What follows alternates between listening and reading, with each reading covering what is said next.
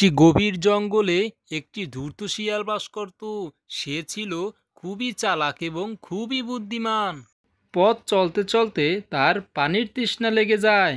কোথাও সে পানি খুঁজে পাচ্ছিল না। সে পথ চলতে চলতে অনেক দূর চলে আসে। তারপরে হঠাৎ দেখতে পায় একটি পুকুর। শিয়ালটি পেট ভরে পানি খায়। শিয়ালটি সবার সামনে মিষ্টি মিষ্টি কথা বলে ধোকা দিত। কিরে মুরগি মামা, তুমি ওখানে দাঁড়িয়ে আছো যে? আসো, নিচে আসো। না, তোমরা হলা বনের দুষ্ট প্রাণী। নিচে গেলেই তোমরা আমাদেরকে ধরে খেয়ে ফেলো। এই তো এই তো ধরেছি তোমাকে। এবার তোমাকে বাসায় চলো, নিয়ে তোমাকে রোস্ট করে খাবো।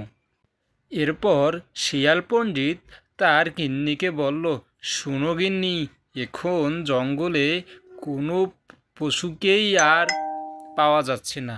সবাই চালাক হয়ে গেছে, আমাদের থেকে দূরে দূরে থাকছে। তারপর শিয়ালের গিন্নি শিয়ালকে বলল, তুমি তো অনেক চালাক, নিশ্চয়ই একটা উপায় তুমি বের করে নিবে।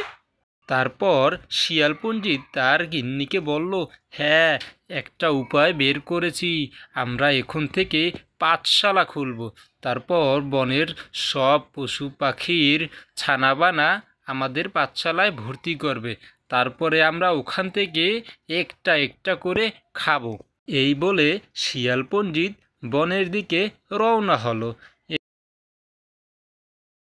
তারপরে জঙ্গলের সব পশু প্রাণী সিংহ মামার কাঠগড়ায় এলো। তারপরে জঙ্গলের সব পশু প্রাণী মিলে সভা করলো। আজকে মিটিংয়ের বিষয় শিয়ালের পাঠশালা নিয়ে। এই মিটিংয়ে বাঘ, সিংহ, কুমির, বানর, গরু, পাখি সবাই উপস্থিত।